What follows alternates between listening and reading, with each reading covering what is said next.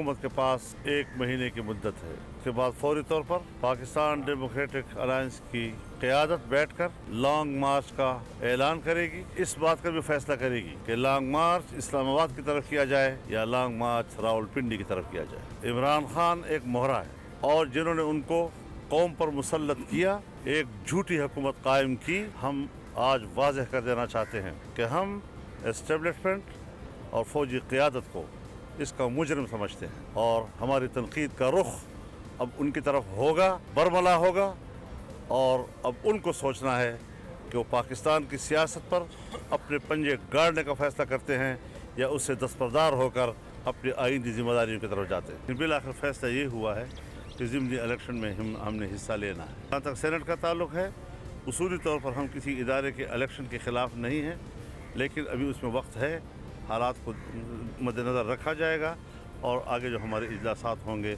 उसमें हतमी फैसले किए जाएंगे। सवाल पैदा हो रहा था कि पीपल्स पार्टी पीडीएम को मनाएगी या फिर पीडीएम पीपल्स पार्टी की बात मान जाएगी, और जिसकी तवक्को थी वही बात हुई। पीडीएम को पीपल्स पार्टी ने मना लिया है, ज़िमनी इंतखाबात में हिस्सा लिया जाएगा। सेनेट इंतखाबात में हिस्सा लेने का फैसला नहीं हुआ, ये मौलाना फजलुर रहमान ने कहा, मगर नून लीग के हवाले से खबरें यही हैं कि नून लीग भी ज़िमनी इंतखाबात के साथ साथ सेनेट में हिस्सा लेना चाहती है। ये क्या मामला हुआ है? कोई नई अनाउंसमेंट है नहीं, फिर से हुकूमत को एक धमकी दी गई है। हुकूमत का जवाब आ गया है कि जी हमें कोई मसला नहीं है, जो करना है करें, इस्तीफे दे दें, लॉन्ग मार्च कर लें। एहसन इकबाल साहब हमारे साथ मौजूद है। एहसन इकबाल साहब बहुत शुक्रिया। एहसन इकबाल साहब, ये क्या इजलास में हुआ आज कि ये तो स्टेटस कोई है, ये बातें पहले भी सबको पता थी कि पीपल्स पार्टी अनाउंस कर चुकी थी कि हम बाई इलेक्शन में हिस्सा लेंगे, सेनेट के इंतखाबात में हिस्सा लेंगे। आप लोगों की तकरीबन अनाउंसमेंट आ गई थी, मोहम्मद जुबैर साहब ने कहा था बाई इलेक्शन में हिस्सा लेंगे, 31 जनवरी की डेडलाइन भी सबको पता थी। आज नया क्या किया है आप लोगों ने? जी शुक्रिया शाहजेब साहब। सबसे पहले तो मैं ये कहना चाहूँगा कि आज का जो इजलास है उसमें सब एक दूसरे की बात सुनते हैं और कोई किसी एक की बात नहीं मानता, सब एक दूसरे की मानते हैं। तो आज के इजलास की जो ख़ास बात है, एक तो सबका इस बात पर इत्तेफाक था कि हमारी जद्दोजहद सिर्फ इमरान खान की हुकूमत को हटाने की नहीं है, बल्कि पाकिस्तान के निज़ाम को आइन की बुनियाद पर खड़ा करने पर है। और इसके अंदर हम पाकिस्तान में जो जमहूरी अमल है, हर किस्म की गैर जमहूरी मुदाखलत का दरवाज़ा बंद करना चाहते हैं। दूसरी बात अहम जो है, हमने 19 जनवरी को इलेक्शन कमीशन के सामने मुजाहरा करने का फैसला किया है, क्योंकि इमरान खान 6 साल से फॉरेन फंडिंग केस में एनआरओ पर चल रहे हैं और एनआरओ वो केस इनको उस केस में हासिल है कि जहाँ पे सिर्फ इमरान खान ही मुजरिम नहीं है, बल्कि पूरी पार्टी इलीगल फंडिंग से, जिसमें इसराइल से भी फंडिंग आई है, जिसमें भारत से भी फंडिंग आई है और जिसमें कई पाकिस्तान दुश्मन लॉबीज ने भी फंडिंग की है, उस केस को पिछले 6 साल से छुपाया जा रहा है। और अगर उसका फैसला हो तो इमरान खान साहब और इनकी जमात दोनों ही डिस्क्वालीफाई होते हैं और ये एक दानिस्ता तौर पे कोशिश की जा रही है। इसके लिए पीटीएम 19 जनवरी को इलेक्शन कमीशन के सामने भरपूर मुजाहरा करेगी और मुतालबा करेगी कि सुप्रीम कोर्ट ने जो हदायत दी थी उसकी रोशनी में फौरी तौर पे इस केस का फैसला किया जाए। इसी तरह जो हमारा एहतजाजी तहरीक का प्रोग्राम है दीगर मुल्क के इलाकों में, उसको भी हमने अपनी शक्ल दी है। ख्वाजा आसिफ साहब की जो गिरफ्तारी है, इस पर एहतजाज करने के लिए और नैब ने जो पीटीआई हुकूमत के तमाम स्कैंडल से आंखों पे पट्टी बांधी हुई है, उस पर एहतजाज करने के लिए नैब के इस्लामाबाद और चारों सूबों में दफ्तरों के सामने भरपूर मुजाहरे किए जाएंगे, क्योंकि अब ये अंधे आदमी को भी पता लग गया ये एहतसाब नहीं है। मैं आपको मिसाल देता हूं कि 16 तारीख को हमारा बन्नू में मुजाहरा और प्रोग्राम है, तो 15 तारीख को अकरम दुरानी साहब को नैब ने बुला लिया है। ये नैब जो है बिल्कुल पीडीएम की सियासी सरगर्मियों से इसका कैलेंडर मिलके जो चलता है। इसका मतलब है कि सारे नैब के जो हरकारे, जो नैब की सारी एक्टिविटीज हैं, इसकी जो बागें हैं वो तो पीएम ऑफिस के अंदर है और ये नैब न्याजी गठजोड़ पर चल रहा है। इकबाल साहब, मौलाना ने पिंडी तक की भी बात कर दी। अब आप इदारों से कह रहे हैं कि इदारे इस हुकूमत के पीछे से हट जाएं, फिर आप इदारों पर दबाव डाल रहे हैं, तो आप इदारों को क्या हुकूमत के करीब कर रहे हैं? आप धमकियां दे रहे हैं इदारों को कि जी हम आपके बाहर आकर भी एहतजाज करेंगे। देखिए, ये इदारों को किसी किस्म का दबाव हम नहीं दे रहे। हमने जो मुख्तलिफ तजावीज़ इजलास में पेश की गई उसकी निशानदेही की। मौलाना साहब ने एक तजवीज़ थी कि पिंडी तक लॉन्ग मार्च जाना चाहिए, दूसरी तजवीज़ थी इस्लामाबाद तक जाना चाहिए। इसका हतमी फैसला अभी होगा, लेकिन हम ये ज़रूर समझते हैं कि इस वक्त पाकिस्तान की जो मौजूदा सूरत हाल है ये इतनी गंभीर हो गई है कि पाकिस्तान की जो एडमिनिस्ट्रेटिव स्ट्रक्चर है उसके अंदर जो बाउंड्रीज आइन तय करता है वो गुडमिड हो गई हैं, बिल्कुल ब्लर कर गई हैं बिल्कुल। अब जरूरत है कि हमारे कौमी इदारों को उनके अपने जो आईनी दायरेकार है उसमें रखा जाए। जो देखिए इस वक्त जो बलूचिस्तान की सूरत है, मैं आपको ये बात आपके प्रोग्राम के जरिए कहूंगा, और छोटे सूबों के अंदर जो जज्बात इस वक्त भड़क रहे हैं वो बहुत उसी तरह के हैं जिस तरह के माजी में हमने देखा जब पाकिस्तान के वफाक को खतरात मगर ऐसा नहीं, बस मुझे ये बताइए ना कि तो डायलॉग के जरिए होगा ना। दुरानी साहब को भेजा गया शहबाज शरीफ साहब से मुलाकात के लिए, हुकूमत ने कहा हमारा इससे कोई ताल्लुक नहीं है। दुरानी साहब कल मिले मौलाना फजलुर रहमान साहब से भी, तो डायलॉग के जरिए कोई रास्ता निकलेगा या इस तरीके से कि जी हम पिंडी के बाहर आके भी लॉन्ग मार्च कर सकते हैं, इससे आप इदारों को करीब करेंगे हुकूमत के, या जो आपका मुतालबा है वो होगा? अब ये पता नहीं कि हमने इदारों को करीब करना है या इदारे पहले ही और हुकूमत करीब है। वो तो हुकूमत ये दावा करती है कि हम एक पेज पर हैं, लेकिन हम समझते हैं कि जो पाकिस्तान के कौमी इदारे हैं उनके ऊपर एक सिक्योरिटी जो एनवायरनमेंट है उन पर एक जिम्मेदारी है, और इन इदारों को जैसे आज हमारी लीडरशिप ने कहा भी कि वो हमारे लिए बहुत मोहतरम है। और ये जो सारी जिद्दोजहद है इसका मकसद ही है कि इस सेटअप ने और इमरान खान साहब की हुकूमत ने अपनी सारी का नाअहलियत, नाकामी और नालायकी का बोझ और उसके साए कौमी इदारों पे डाल के उनके जो इमेज है उसको भी मुतासिर किया है, खराब किया है। इसलिए हर इदारे को अपने दायरे में रहना चाहिए और सियासत और जमहूरियत से हर किस्म का गैर, देखिए हर 10 साल के बाद मगर साथ में ये बता दीजिए लग जाता है। फिर मौलाना फजलुर रहमान ने बताया कि दुरानी साहब क्या पैगाम लाए थे, और शहबाज शरीफ साहब ने अब तक शेयर कर लिया जो आपने पीडीएम के आगे रखा, कि वो क्या पैगाम लाए थे शहबाज शरीफ के लिए? जी, दुरानी साहब जो मुलाकात हुई फजलुर रहमान साहब से, उन्होंने बताया सबको कि वो आए थे जी कौमी डायलॉग होना चाहिए। तो मौलाना फजलुर रहमान साहब ने कहा कि मैंने उन्हें बहुत साफ और बिल्कुल शफाफ जवाब दिया कि जब तक इमरान खान है किसी किस्म का कोई डायलॉग नहीं हो सकता। और शहबाज शरीफ साहब ने क्या बताया? जी, शहबाज शरीफ साहब ने भी यही कहा कि मैं जेल में बैठ के आपको क्या जवाब दे सकता हूं, और जो पार्टी ने और पीडीएम ने मौकफ अपनाया है मैं उसकी हमायत करता हूं। और पीर पगारा साहब ने ही उन्हें भेजा था या किसी और ने? देखिए ये बात तो आप दुरानी साहब से पूछिए ना, अभी तक दुरानी साहब ये बात वाजे नहीं कर सके कि उनको किसने भेजा है, वो किसके इमाम पे गए हैं। वो जेल में शहबाज साहब से मिले, और मैं खुद जेल में रहा हूं और मैं जानता हूं कि जेल में कोई हुकूमत की मंजूरी के बगैर नहीं मिल सकता किसी कैदी से। और मुझे तो साथ में जी मुझे साथ में ये भी बता दीजिएगा कि जरदारी साहब ने शिकायत की थी कि मेरी भी सुन लें, जैसे मैंने मुशर्रफ को निकाला था वैसे इमरान खान को निकाल दूंगा। तो बताया आज पीपल्स पार्टी ने कि क्या है, क्या फॉर्मूला है जरदारी साहब के पास?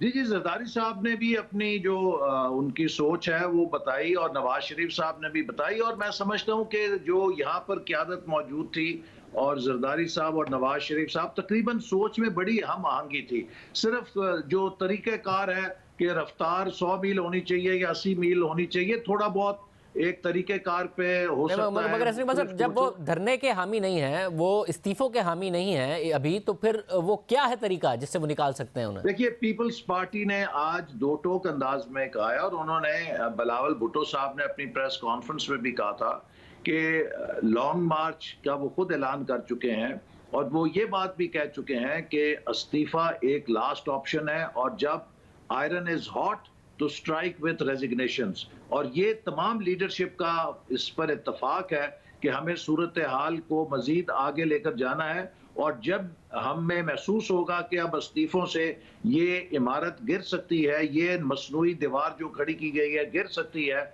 इस्तीफे की जो ईंट हम जब निकालेंगे ये पूरा ढांचा गिर जाएगा, एक सेकंड जाए किए बगैर हम रेजिग्नेशन टेंडर कर देंगे। बहुत शुक्रिया हसन इकबाल साहब की गुफ्तगू आपने सुनी। वफाकी वज़ीर इत्तलात हमारे साथ मौजूद हैं शिबली फराज साहब। शिबली फराज साहब बहुत शुक्रिया। शिबली फराज साहब 31 जनवरी की डेडलाइन पर भी कायम हैं, वो ये भी कह रहे हैं कि हम आएंगे, हम इस्लामाबाद की जगह पिंडी भी जा सकते हैं, ये भी कह रहे हैं। इलेक्शन कमीशन के बाहर जो भी धरना देने का कह रहे हैं, हुकूमत का क्या मौक़िफ़ है?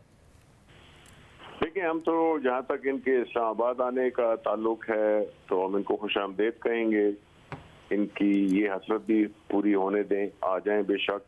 जहाँ तक के इस्तीफों की बात है उस पर ये इन्होंने कोई एक वाजे बात नहीं की, क्योंकि वो हमें सबको पता है कि हमने जो कल देखा मुस्लिम लीग नून जो कि बहुत इस मामले में आगे आगे हो रही थी इस्तीफों के इशू पर, तो वो एक्सपोज हो गए कि उनके अपने दो करीबी साथी, एक रिश्तेदार भी मरियम नवाज के, उन्होंने जिस उसका परेशानी का और जिस उसका बौखलाहट का मंजर पेश किया कि वो उधर गए असेंबली में स्पीकर के पास, उससे जाहिर यही होता है कि इनके अंदर कोई इत्तेफाक नहीं है, ये सिर्फ एक ब्लफ कर रहे हैं। और ये इसमें कभी इस बात में इस्तीफे देने वाली जो इनका जो धमकी है वो हमें कभी भी पूरा नहीं होना, और उस पर शदीद इख्तलाफात है PMLN नून में इंटरनली भी। और पीपल्स पार्टी क्यों इस्तीफे देगी? वो तो उन्होंने ढके छुपे अल्फाज में कह दिया है कि जो जहाँ तक के धरने का ताल्लुक है, जहाँ तक के इस्तीफों का ताल्लुक है, तो शबीर साहब यानी कि हुकूमत कंफर्टेबल है कि फिर आते हैं तो आ जाए लॉन्ग मार्च में, ज़िमनी इंतखाबात में भी हिस्सा लेंगे, सेनेट इंतखाबात में भी हिस्सा लेंगे, लॉन्ग मार्च करें और करके चले जाए, हुकूमत कुछ नहीं करेगी, कोई गिरफ्तारियां नहीं, कोई क्रैकडाउन नहीं? नहीं, बिल्कुल नहीं। हमने देखे जलसों में इन्होंने सब कुछ किया, हमने कुछ भी नहीं किया। और दूसरा ये कि देखिए मौलाना ने जो बातें की हैं उसे साफ जाहिर होता है कि देखिए उन्होंने पहले भी कहा था कि अगर मुझे बुलाया नैब ने तो मेरे साथ पूरी पार्टी मेरी जाएगी। अब जो है तो उन्होंने कहा है कि जी सारे उसके सामने हम धरना देंगे, इलेक्शन कमीशन के सामने धरना देंगे। तो वो क्या पैगाम दे रहे हैं? वो ये दे रहे हैं ना कि उनकी जो जाती जो मसला है उसको उन्होंने, जो PDM का बुनियादी तौर पे सारे लीडरों का एक जाती मसला है, ये कोई मगर आपके अपने इत्तेहादी मोहम्मद अली दुरानी साहब भी कह रहे हैं कि जी ये जो गिरफ्तारियां हैं, एहतसाब का अमल अदालतों का काम है, हुकूमत का नहीं है, ये इत्तफाक के रास्ते में मुश्किलात पैदा कर रही हैं। वो भी ये हिंट कर रहे हैं, अदालतें तो कह ही रही हैं इस हवाले से। आपके इत्तेहादी भी सवाल उठा रहे हैं एहतसाब के अमल पर, उन गिरफ्तारियों पर। देखिए वो तो हमने जिस तरह के खान साहब ने कहा अगर उनके बस में होता तो ये सारे जेल में होते। नैब जो है तो बिल्कुल अपना इंडिपेंडेंट एक इदारा है, उसने अपने फैसले करने हैं और वो नैब जाने और उसके जवाबात जाने, हमारा कोई नैब से लेना देना नहीं है। हाँ ये जरूर हमने किया है कि हमने कोई उसमें सियासी भर्ती हमने नहीं की, ना हम उसमें रुकावट डालते हैं, ना हम उनको कहते हैं कि ना करें, ना हम कहते हैं कि करें। हमने आज़ाद छोड़ा हुआ है जितने भी ये तफ्तीश के इदारे हैं कि वो अपना काम करें। अब ये फिर नैब से अदालतों में जाता है, वहाँ पे भी हमारा कोई ताल्लुक नहीं है। बहुत शुक्रिया शबली फराज साहब की गुफ्तगू आपने सुनी। प्रोग्राम में एक ब्रेक शामिल करते हैं। अंदर का क्या मामला है आज PDM के इजलास में, क्या हुआ, हामिद मीर साहब से पूछेंगे एक ब्रेक के बाद।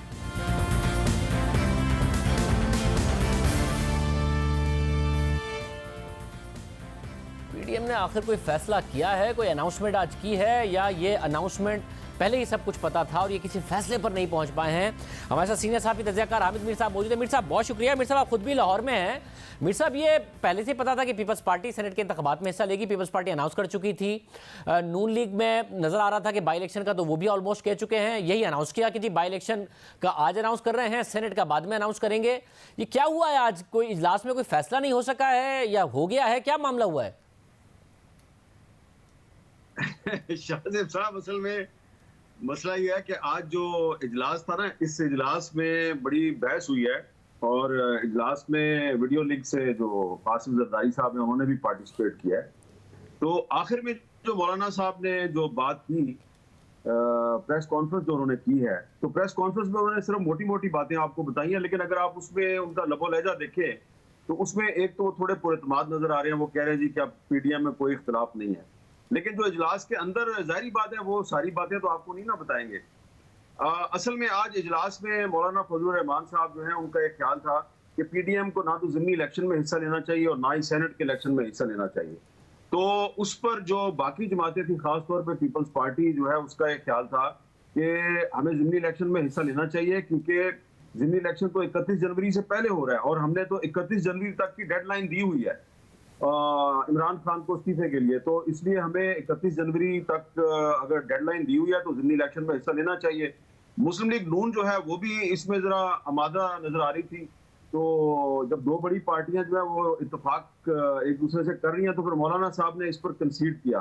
फिर तो सेनेट के इलेक्शन का मसला है, इस पर काफी देर तक बहस हुई। इसमें भी पीपल्स पार्टी का यह ख्याल था कि हमें हर फोरम पर हुकूमत का मुकाबला करना चाहिए, कोई फोरम हमें छोड़ना नहीं चाहिए। और अगर मुस्लिम लीग नून जो है उसको पंजाब असम्बली में उसके पास काफी निशस्तें हैं और वो अपने सेनेटर ला सकती है, तो आप सेनेटर लेके आए और अपने सेनेटर लेके आए वहां पे और मुकाबला करें। और कोई ऐसा अपॉर्चुनिटी ना दे हुकूमत को कि वो ऐवान बाला में अपनी अक्सरियत कायम करके तो अपनी मर्जी के मुताबिक लेजिस्लेशन करे। तो अब उस पर मौलाना साहब ने कोई वाज़ेह जवाब नहीं दिया। जब उनको सवाल किया गया उन्होंने कहा कि जब वो वक्त आएगा तो बताएंगे। लेकिन मेरी इत्तला यह है कि मुस्लिम लीग नून जो है वो भी सेनेट के इलेक्शन में हिस्सा लेना चाहती है और हिस्सा लेगी। और अब पीपल्स पार्टी भी सेनेट के इलेक्शन में हिस्सा लेने का फैसला कर चुकी है। मुस्लिम लीग नून भी सेनेट के इलेक्शन में हिस्सा लेगी, लेकिन इस फैसले की अनाउंसमेंट बाद में करेगी। ज्यादा जो फिर जब दो बातें जो है वो मान ली गई पीपल्स पार्टी की और मुस्लिम लीग नून की, तो फिर मौलाना फजलुर रहमान साहब जो है उन्होंने फिर अपनी भी एक शर्त मनवाई, और वो ये थी कि अब फिर लॉन्ग मार्च जो है वो जरूरी नहीं है कि हम इस्लामाबाद की तरफ करेंगे, हम रावलपिंडी की तरफ भी कर सकते हैं और इस पर फिर आप लोग कोई ऑब्जेक्शन नहीं करेंगे। तो इस पर जारी बात है कि जब दो बड़ी पार्टियों की बात मान ली गई दिल्ली इलेक्शन पर और सेनेट के इलेक्शन में, तो फिर उन्होंने मौलाना फजलुर रहमान की ये जो उनकी डिमांड थी कि हम रावलपिंडी की तरफ लॉन्ग मार्च के ऑप्शन खुली रखें, तो उसको तस्लीम कर लिया गया। तो अब असल जो चीज है, अब एक शिफ्ट नजर आ रहा है आपको पीडीएम की पॉलिसी में कि पीडीएम जो है वो अब जिमनी इलेक्शन भी लड़ने पर आमादा है और वो सेनेट के इलेक्शन में भी हिस्सा लेगी, लेकिन साथ ही साथ इस्तीफों के ऑप्शन को उन्होंने अपने सीने के साथ लगा के रखा हुआ है। लेकिन जो अब उनका मेन हथियार होगा वो लॉन्ग मार्च होगा। पहले ये लॉन्ग मार्च की तरफ इतना तवज्जो नहीं दे रहे थे।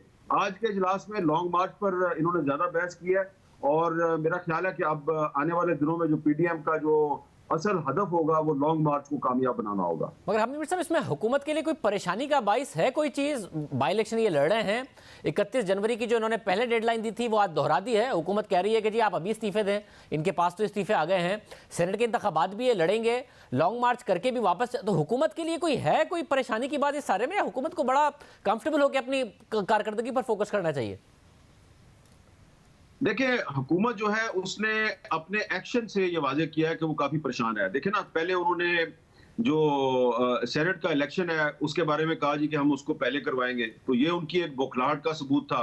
फिर उन्होंने ख्वाजा आसिफ साहब को गिरफ्तार कर लिया, और ख्वाजा आसिफ साहब आपको पता है कि उनके बारे में ये एक आम तासुर था कि वो एक मॉडरेट लीडर हैं, और अभी तक हुकूमत ने अगर किसी को गिरफ्तार किया है तो वो उन लोगों को गिरफ्तार किया है जो कि मुफाहमत के और डायलॉग के हामी थे। शहबाज शरीफ साहब भी नेशनल डायलॉग की बात करते थे, उनको भी गिरफ्तार कर लिया गया। ख्वाजा आसिफ साहब जो हैं उन्होंने भी इदारों के दरमियान डायलॉग की बात की थी, उनको भी गिरफ्तार कर लिया गया। तो अगर हुकूमत परेशान नहीं है तो फिर वो सेनेट का जो इलेक्शन है वो कबल अज़ वक्त क्यों करवा रही है?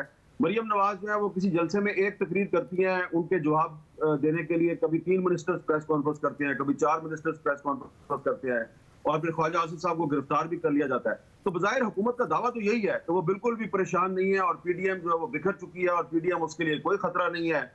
लेकिन जो हुकूमत के बहुत से एक्शन हैं उससे लग रहा है कि हुकूमत काफी परेशान है। और हामिद साहब, मोहम्मद अली दुरानी साहब मिलते हैं शहबाज शरीफ साहब से, हुकूमत कहती है हमारी मर्जी से नहीं मिले हैं। फिर मोहम्मद अली दुरानी साहब मिलते हैं मौलाना फजलुर रहमान से। अगले दिन मौलाना फजलुर रहमान साहब कहते हैं जी पिंडी की भी तरफ मार्च होगा, और जैसा आपने बताया कि इजलास के अंदर उन्होंने तो इंसिस्ट किया इस बात के ऊपर कि फिर मेरी ये वाली बात मानी जाए। तो इदारों को ये भी कहते हैं कि जी दूर हो जाए हुकूमत से, और फिर ये मजबूर नहीं कर रहे इदारों को कि वो करीब ही जाएं हुकूमत के, जब इस किस्म की बातें कर रहे हैं।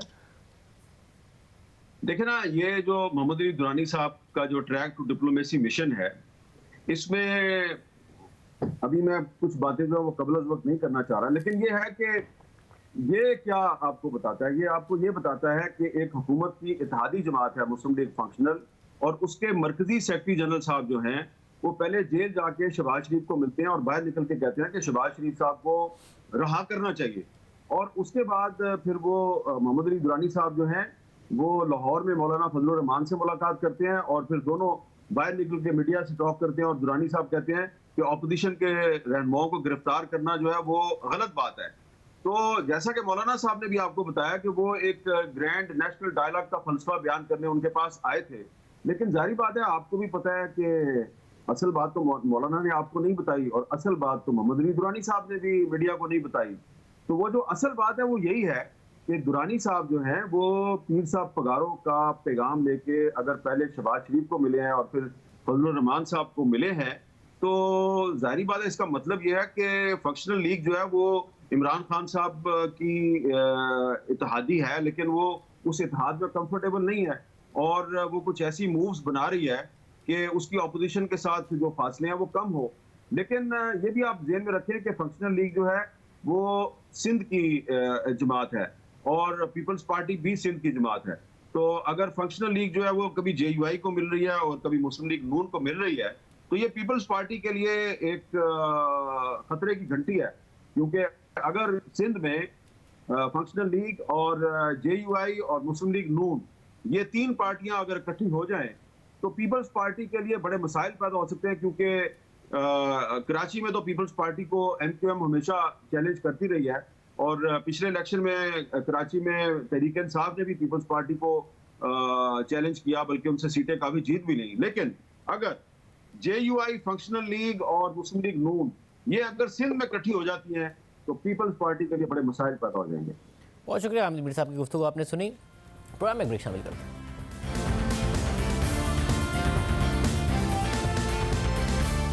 मुल्क की मईशत के लिए मस्बत खबरें सामने आ रही हैं। दिसंबर में महंगाई की शरह में कमी आई है। दिसंबर में महंगाई की शरह 8% रही और ये फरवरी 2019 के बाद महंगाई की कम तरीन शरह है, जब महंगाई 6.8% रिकॉर्ड की गई थी।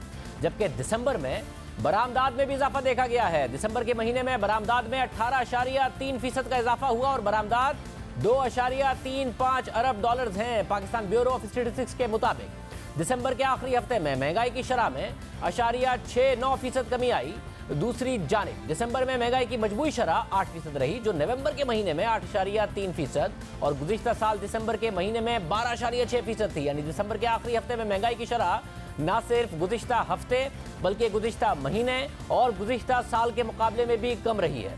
PBS के मुताबिक दिसंबर में महंगाई की शरह में कमी की सबसे बड़ी वजह खाने पीने की अशिया की कीमतों में कमी रही। दिसंबर में आटे की औसत कीमत 48 रुपए 55 पैसे फी किलो रही, जबकि नवंबर में आटे की फी किलो कीमत 49 रुपए 17 पैसे थी। यानी एक महीने में आटे की कीमत में 62 पैसे की कमी आई। और दूसरी जानिब दिसंबर में चीनी की औसत कीमत 83 रुपए 22 पैसे फी किलो रही, जबकि नवंबर में चीनी की औसत कीमत 99 रुपए 17 पैसे फी किलो थी। यानी गंदम की दरामद और चीनी का क्रशिंग सीजन शुरू होने के बाद दोनों अशिया की कीमतों में कमी आई है। मगर आटे की कीमत में जहां इतनी वाज़ेह कमी नहीं आई, वहीं चीनी की कीमत में 15 रुपए 95 पैसे की नुमायां कमी आई है। लेकिन चीनी की कीमत में कमी का रुझान अभी 3 हफ्तों से रुक गया है और दिसंबर के आखिरी हफ्ते में भी चीनी की कीमत में 2.36% का इजाफा हुआ और वो 84 रुपए पर पहुंच गई है। इससे पहले के 2 हफ्तों में भी चीनी की कीमतों में इजाफा हुआ था। एक तरफ जहां महंगाई की मजबूरी सूरत हाल में बेहतरी आई है, वहीं एक्सपोर्ट सेक्टर से भी मस्बत खबरें सामने आ रही हैं। दिसंबर के महीने में एक्सपोर्ट में इजाफा हुआ है। वजीर आजम के मुशीर बराए तिजारत अब्दुल रज़ाक दाऊद ने ट्वीट किया कि दिसंबर के महीने में बरामदात 18.3% इजाफे के साथ 2 अरब 35 करोड़ डॉलर्स हुई, जबकि गुज़िश्ता साल दिसंबर में बरामदात 1 अरब 99 करोड़ डॉलर्स थी। यानी गुज़िश्ता साल के मुकाबले में दिसंबर के महीने में बरामदात में 364 मिलियन डॉलर्स यानी 36 करोड़ डॉलर्स का इजाफा हुआ है। उन्होंने मजीद लिखा कि ये दिसंबर के महीने में होने वाली आज तक की सबसे ज्यादा बरामदात है और जुलाई से दिसंबर तक यानी 6 माह में हमारी बरामदात में 4.9% का इजाफा हुआ है। इन 6 माह में 12 अरब 10 करोड़ डॉलर्स की बरामदात हुई, जबकि गुज़िश्ता साल इसी मुद्दत में 11 अरब 53 करोड़ डॉलर्स की बरामदात हुई थी। इस हवाले से वज़ीर आज़म इमरान खान ने भी आज ट्वीट किया कि दिसंबर में 18% रिकॉर्ड बरामदात करने में तमाम एक्सपोर्टर्स को मुबारकबाद पेश करता हूँ। जबरदस्त काम किया गया, इसे जारी रखें। प्रोग्राम में आगे बढ़ते हैं और जिक्र हो जाए आज पंजाब पुलिस में एक बहुत बड़ी तब्दीली का। CCPO लाहौर उमर शेख को ओहदे से हटा दिया गया है। तनाज़े में घिरे रहने वाले उमर शेख को ओहदे से हटाने की मंजूरी गुज़िश्ता रोज़ वज़ीर आला पंजाब ने दी। जियो न्यूज़ के ज़राए के मुताबिक वज़ीर आज़म इमरान खान को एतमाद में लेकर CCPO उमर शेख को तब्दील किया गया। वज़ीर आज़म को CCPO के मुतालिक शिकायत और खुफिया इदारों की रिपोर्ट भी भिजवाई गई, जिसके बाद वज़ीर आज़म इमरान खान ने मेरिट पर फैसला करने की हिदायत की थी। माजी में सेंट्रल सिलेक्शन बोर्ड के सामने इंटेलिजेंस ब्यूरो ने उमर शेख के हवाले से इंतहाई मनफी रिपोर्ट पेश की थी। फिर बोर्ड ही की सिफारिश पर वज़ीर आज़म ने उन्हें तरक्की ना देने का फैसला किया था। इसके बावजूद उमर शेख को CCPO लाहौर तैनात कर दिया गया और उनकी वजह से महकमे में बड़ी तब्दीलियां और तबादले भी होते रहे। उनकी तैनाती 4 माह पहले 2 सितंबर को हुई और इब्तिदा में ही उस वक्त के IG पंजाब शुएब दस्तगीर से एक इजलास के दौरान तल्ख कलामी हो गई। उसके बाद शुएब दस्तगीर ने यह मुतालबा किया कि जब तक हुकूमत की तरफ से उमर शेख के खिलाफ इंक्वायरी नहीं की जाती तब तक वो काम नहीं कर सकते। उमर शेख के खिलाफ कार्रवाई तो नहीं की गई, मगर हुकूमत ने खुद IG को ही 9 सितंबर को हटा दिया उमर शेख के साथ जब उनका तनाज़ा हुआ। इसके बाद भी उमर शेख मुतनाज़ बयानात की वजह से खबरों में रहे। लाहौर मोटरवे रेप वाक़े के बाद भी उन्हें अपने रवैये और बयान की वजह से शदीद अवामी तनकीद का सामना करना पड़ा था, जिसके बाद उन्हें अपने बयान पर माफ़ी मांगनी पड़ी थी। मगर उनका नामुनासिब रवैया सिर्फ एक केस तक महदूद नहीं था। एक खातून के साथ मुबैना बदकलामी की ऑडियो भी सामने आई। उमर शेख ने अपनी तैनाती के दौरान कई जूनियर पुलिस अफसरान को गिरफ्तार करवाया, उनके खिलाफ कार्रवाई भी की और ज़राए के मुताबिक उमर शेख के रवैये की वजह से उनके अपने महकमे के कई अफसरान परेशान थे। अफसरान को शिकायत थी कि उमर शेख मीटिंग्स में उनके साथ तज़हीक आमेज़ रवैया अख्तियार करते हैं और उनके मुतालिक इंतहाई नाजेबा अल्फाज इस्तेमाल करते हैं। अफसरान के तबादले होते रहे मगर उमर शेख बरकरार रहे। खुद वज़ीर आज़म इमरान खान उनकी तारीफ करते रहे और उनको ओहदे पर बरकरार रखने की उन्होंने वजह भी बताई। बहनोई हैं, 5 साल से उनके प्लॉट्स के ऊपर कब्जा, PIA सोसाइटी थी, वहाँ कब्जा हुआ था। हमारी जब गवर्नमेंट आई तो उन्होंने कहा कि देखें अब आपकी गवर्नमेंट है और वो कब्जा ग्रुप था, उसने कब्जा किया हुआ था। मैं वो कहूँ उनको कि मैं कहूँ अब हमारी गवर्नमेंट है, कब्जा तो छुड़वा दो। वो कब्जा 1 साल जो है जी, अच्छा जी हो रहा है, कुछ नहीं हो रहा, कुछ प्राइम मिनिस्टर का ब्रदर इन लॉ, यानी ये हालात था पंजाब में। मेरे ब्रदर इन लॉ ने टेलीफोन किया कि जी 7 वाला हमारा है, उसके भी प्लॉट पे कब्जा था, वो यूसुफ, उसको शाम को गोली मार दी। फिर उसके बाद मैंने फैसला किया कि अगर ये लाहौर के अंदर ही हो रहा है तो वह बाकी पाकिस्तान, बाकी पंजाब में, तब मैंने फैसला किया चेंज का। और जब वो आया इसने आते साथ ही पकड़ लिए, ये जो नया CCPO है। और फिर जब उन्हें 1.5 माह बाद ही तब्दील कर दिया गया इस बयान के, तो आज फिरदौस हाजी कवान साहिबा ने ये वजह बताई। अनफॉर्चुनेटली एक इंसिडेंस हुआ था मोटरवे पे, उनकी कोई स्टेटमेंट आई जिसको पब्लिक के अंदर काफी क्रिटिसिज्म हुआ। हर काम के करने का एक मुनासिब वक्त होता है। परफॉर्मेंस इंडिकेटर को सेट करके 4 माह का उन्होंने वक्त दिया था और उन 4 माह में वो जो मतलूबा रिजल्ट थे जिससे चीफ मिनिस्टर वो टारगेट सेट करके उनको दिए थे, उस हवाले से कुछ तहफ़्ज़ात थे। रूटीन की कार्रवाई है। तहरीक इंसाफ के 2.25 साल में पंजाब में बार बार IGs बदले गए हैं, बार बार CCPO बदले गए हैं, बार बार ब्यूरोक्रेसी में तब्दीलियां हुई हैं, मगर उस्मान बुज़दार साहब की टीम अब तक नहीं बन पाई है कि जिसके साथ वो डिलीवर कर सकें। ना ही पुलिस रिफॉर्म का वादा पूरा हुआ है। प्रोग्राम में एक ब्रेक शामिल करें।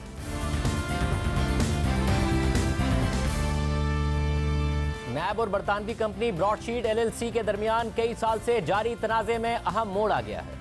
बरतानिया में पाकिस्तानी हाई कमीशन ने नैब की जानिब से ब्रॉडशीट LLC को $28.7 मिलियन यानी 4 अरब 58 करोड़ रुपए जुर्माना अदा कर दिया है।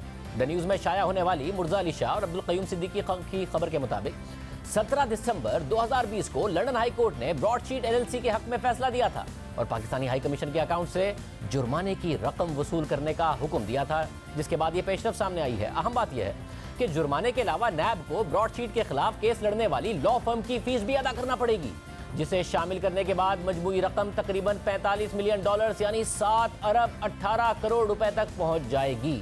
यानी कौमी खजाने को अरबों रुपए का नुकसान उठाना पड़ेगा और वो भी एक ऐसे मुआहदे की वजह से जिसके नतीजे में 1 रुपया भी रिकवर नहीं हुआ। साबिक सदर परवेज मुशर्रफ के दौर में नैब की जानिब से ब्रॉडशीट LLC की खिदमत हासिल की गई थी और इस कंपनी को 200 से ज़ायद पाकिस्तानियों के बरतानिया और अमेरिका में खुफिया असासों का पता चलाने का टास्क दिया गया था, जिसमें आसिफ अली जरदारी, नवाज शरीफ, बेनज़ीर भुट्टो समेत कई अहम शख्सियात शामिल थी।